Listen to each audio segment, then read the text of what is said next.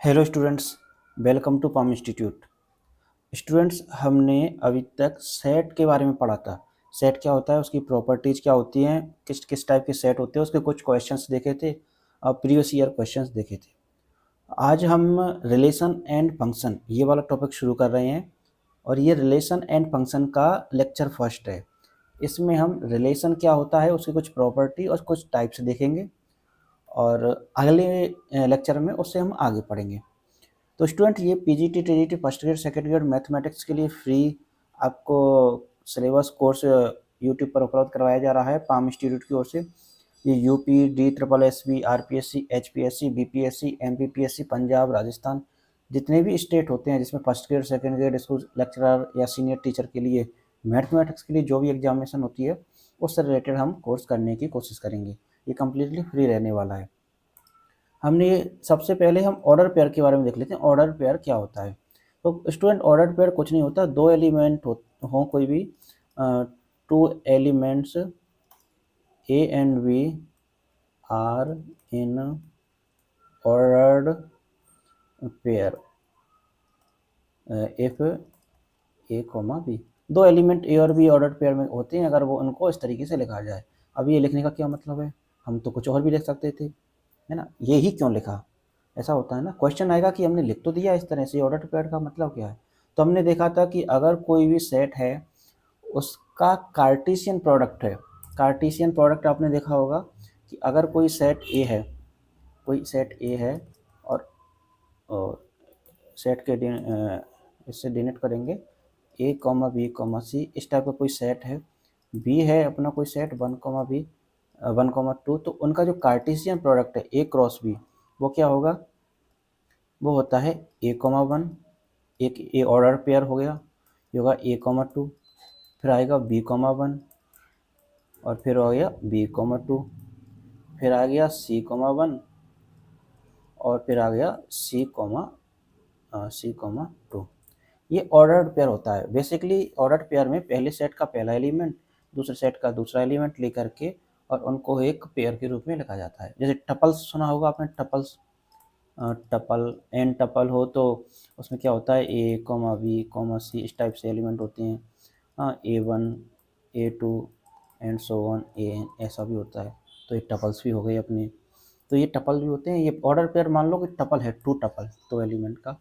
और इसमें ध्यान रखने वाली बात होती है, ए कॉमा वन जो एलिमेंट है वो 1, ए के बराबर नहीं है। ये दोनों अलग अलग हैं क्योंकि इसमें जो है पोजीशन मैटर करती है, एलिमेंट पहले कहाँ है और बाद में कहाँ है। तो जो ऑर्डर पेयर हम देख रहे थे, ऑर्डर पेयर क्या होता है, उसका मतलब ये होता है कि दो एलिमेंट हैं उनको इस तरीके से डिनोट कर दिया उनके कार्टेशियन प्रोडक्ट के फॉर्म में।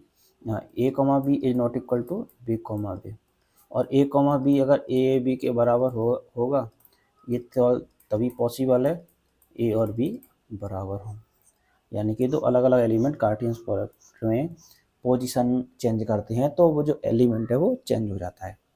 ठीक है, अब रिलेशन पर आते हैं। रिलेशन क्या है? रिलेशन हम देखते हैं कि अगर आम भाषा में बोला जाए, मैथमेटिक्स की भाषा में नहीं बोला जाए, तो रिलेशन होता है कोई भी दो चीज़ों में संबंध, कि कोई भी किसी तरीके से एक चीज़ दूसरे से कैसे जुड़ी हुई है। आप अपने मित्र से कैसे जुड़े हो? मित्रता के द्वारा, दोस्त के द्वारा, फ्रेंडशिप, तो फ्रेंडशिप हमारा रिलेशन हो गया। इसी तरह से दो एलिमेंट आपस में किस तरह से जुड़े हुए हैं वो उनका रिलेशन कहलाता है। मैथमेटिक्स में क्या होता है?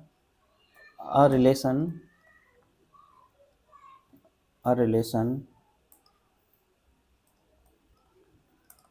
between two sets, between two sets A comma B is क्या होता है? Subset of A cross B. कुछ नहीं होता, रिलेशन ए क्रॉस बी का कोई भी सबसेट होता है। कैसे? अभी देखते हैं, हमने ए क्रॉस बी देखा था यहाँ पे, ए क्रॉस बी यहाँ पे देखा था। तो इसमें जो है, मान लो इसमें से हमने कोई भी एलिमेंट लेकर एक सबसेट बना दिया इसका। इसमें ए कॉमा वन है और सी कॉमा टू है, ये सी कॉमा टू है, एक बना दे तो एक रिलेशन हो गया।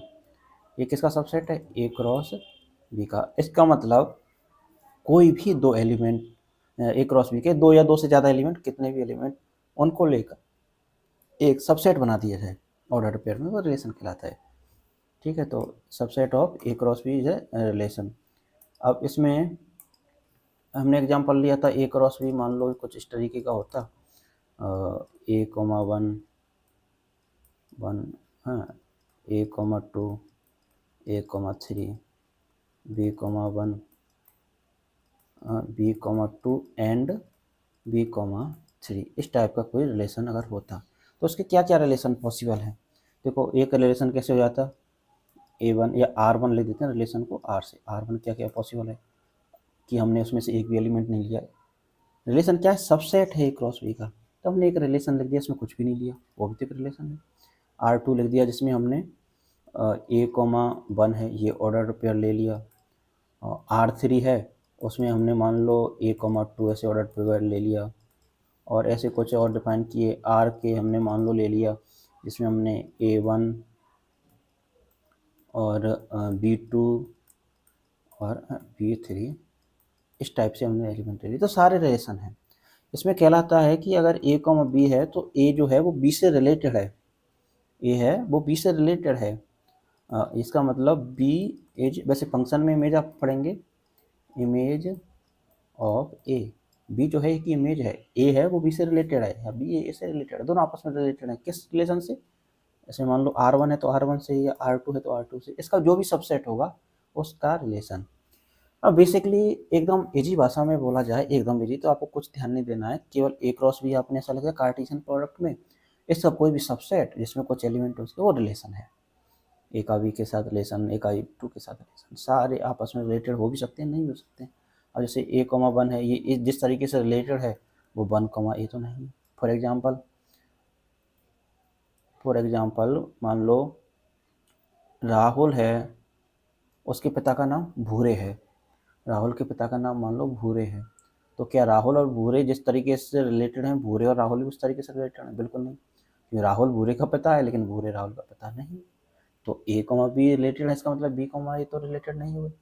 अच्छा, कुछ प्रॉपर्टीज देखते हैं डोमेन की, ऐसे रिलेशन की डोमेन देख लेते हैं। डोमेन क्या होता है, if relation, if relation is subset of A cross B, अगर रिलेशन ए क्रॉस बी का सबसेट है यानी कुछ एलिमेंट है कुछ बी के, तो डोमेन क्या होगा, डोमेन कुछ नहीं है, सीधा सीधा जो ए सेट है वो डोमेन हो जाएगा। अगर हम एक ही बात कर रहे हैं, रेंज क्या हो जाएगी, रेंज क्या हो जाएगी, रेंज हो जाएगी जो भी हमने सेट ए क्रॉस बी के हमने जो भी एलिमेंट लिए हैं, जो सबसेट हमने लिया है उसमें जो जो सेकंड एलिमेंट आ रहे हैं वो उसकी रेंज हो जाएगी। जैसे कि अगर R1 हमने ऐसे डिफाइन किया जिसमें हमारे पास एलिमेंट हैं, R1 बराबर हमने डिफाइन किया ए comma one, A comma to और बी कोमा थ्री, तो क्या हो गया इसकी रेंज, रेंज सेट क्या हो गया, रेंज का सेट बना दिया, रेंज लिख दिया, तो क्या हो जाएगा 1 2 एंड 3। जो जो एलिमेंट बाद में आ रहे हैं वो रेंज हो गए। इमेज क्या हो गया, इमेज भी कुछ भी नहीं है, जो एलिमेंट ए की इमेज क्या है, ए के साथ क्या आ रहा है 1, ए की इमेज 1, ए की इमेज भी क्या है 2 भी है, और बी की इमेज क्या है 3। ध्यान दीजिए, अगर हम फंक्शन की बात कर रहे हैं तो एक एलिमेंट की इमेज एक ही होगी, लेकिन रिलेशन में एक एलिमेंट की एक से ज़्यादा इमेज भी हो सकती है। ठीक है, इन्वर्स इमेज क्या हो गई, इन्वर्स इमेज ठीक हो उसका उल्टा, कि 1 की इन्वर्स इमेज क्या है, 1 की इमेज इन्वर्स इमेज ए, उल्टा है इसका। 2 की इन्वर्स इमेज क्या है, 2 की इन्वर्स इमेज ए है। 3 की इन्वर्स इमेज क्या है, 3 की इन्वर्स इमेज बी है। तो ये हमारी प्रॉपर्टी है कुछ, डोमेन, रेंज, इमेज, इन्वर्स, आप इसको प्रॉपर्टीज बोल लो या आप इसको डेफिनेशन से बोल लो, ये आपको पता होना चाहिए बेसिक टर्म्स। डोमेन क्या होता है, ए क्रॉस बी में अगर हम रिलेशन बना रहे हैं ए क्रॉस बी का सबसेट लेकर, तो ए जो है सेट वो डोमेन कहलाएगा, बी है वो क्या कहलाता है, कोडोमेन। आपने कहीं ऐसा देखा होगा ना कि कोई है, ये ए है, ये कोई सेट बी है, इसमें कुछ एलिमेंट हैं, इसमें कुछ एलिमेंट हैं, यहाँ से आप गए, यहाँ से आप गए, और ये जो है आपका डोमेन हो गया। अब इसमें ध्यान रखने वाली बात यह है कि ए का जो डोमेन है उसकी इमेज भी है। फंक्शन में क्या होगा, फंक्शन में तो हर एलिमेंट की कोई ना कोई इमेज होना जरूरी है, फंक्शन में हर एलिमेंट की इमेज होना जरूरी है, लेकिन रिलेशन में थोड़ा सा अलग है, उसमें थोड़ी ज़्यादा छूट मिल जाती है हमें। Function is basically specific part of special case of relation. Function जो है वो रिलेशन का स्पेशल केस है, केवल इतना ही। तो भी वो जब हम फंक्शन आएगा तब हम आगे देखेंगे, रिलेशन में भी हम थोड़ा सा बेसिक आइडिया ले रहे हैं कि क्या है। और कुछ रिलेशन की कुछ स्पेसिफिक टाइप के रिलेशन होते हैं, जैसे रिफ्लेक्सिव रिलेशन। रिलेशन क्या होता है, इसको हम बोलते हैं रिफ्लेक्सिव को आई थिंक हिंदी में सममित संबंध संबंध ये बोलते हैं। Let R be a relation, R है वो ए क्रॉस बी का कोई सबसेट है, आर कोई रिलेशन है, then R is reflexive, R is reflexive if A comma A sorry A comma A, या आप तो उसको थोड़ा सा और लिख दो, if A belongs to R, R में है या हम ए क्रॉस बी का सेट में ले रहे हैं ना, तो A belongs to A comma if A belongs to A then A comma A belongs to R, कुछ ऐसे मान लीजिए, ठीक है। जैसे फॉर एग्जांपल अभी हम देख रहे थे ना, इसमें ए कॉमा वन, हाँ ए कॉमा टू, इसमें थोड़ा सा और क्लैरिफाई कर दें हम आपके, इसमें आर ही रहेगा। जैसे एक जो संबंध है आर, वो आर से आर में, सेट से सेट में खुद में ही वो संबंध है।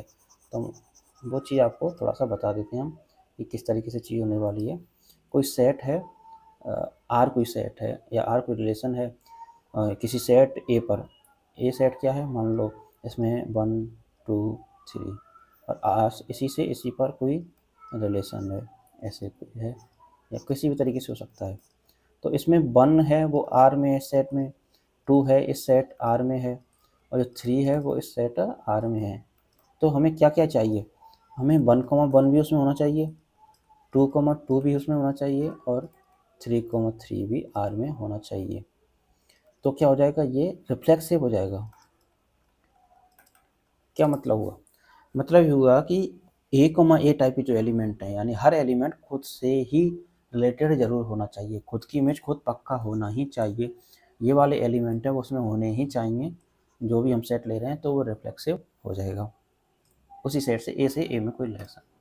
सिमेट्रिक दूसरा क्या है, सिमेट्रिक क्या होता है, सिमेट्रिक रिफ्लेक्सिव, इसको सममित नहीं बोलते हैं हिंदी में, सममित इसको नहीं बोलते हैं। आप थोड़ा सा देख लीजिएगा, मैं इसको मिटा देता हूँ, सममित नहीं बोलते हैं रिफ्लेक्सिव को। मैं वही थोड़ा सा नाम है मिस हो रहा है, सिमेट्रिक को बोलते हैं सममित।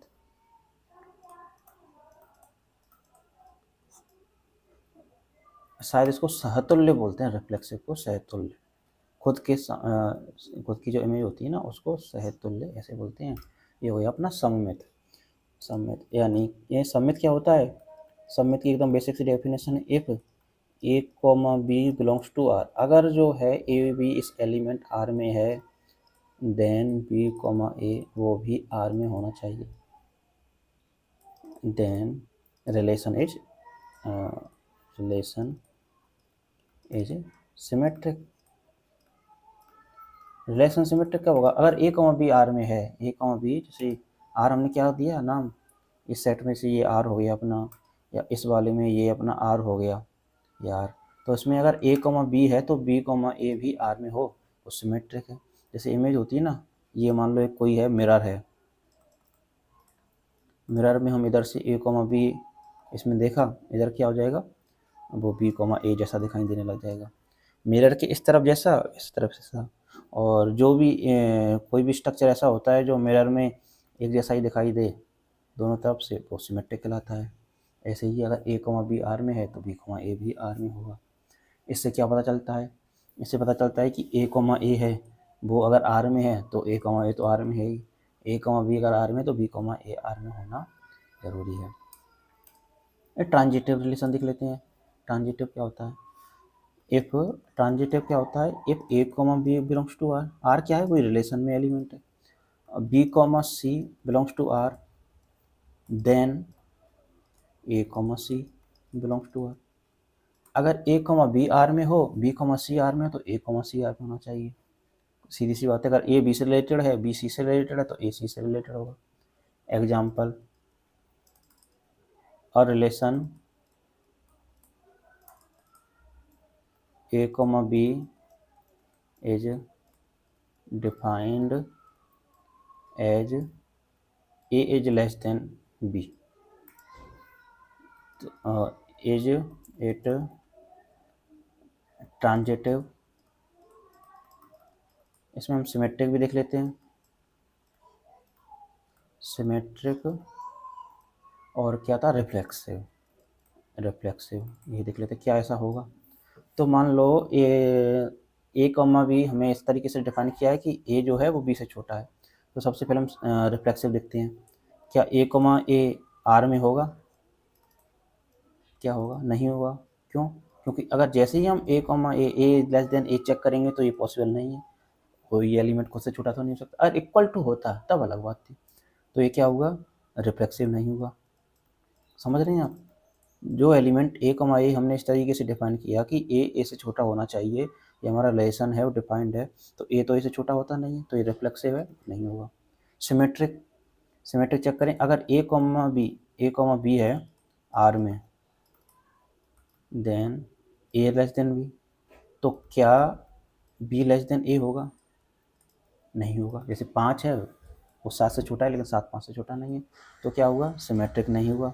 सिमेट्रिक ये नहीं हुआ।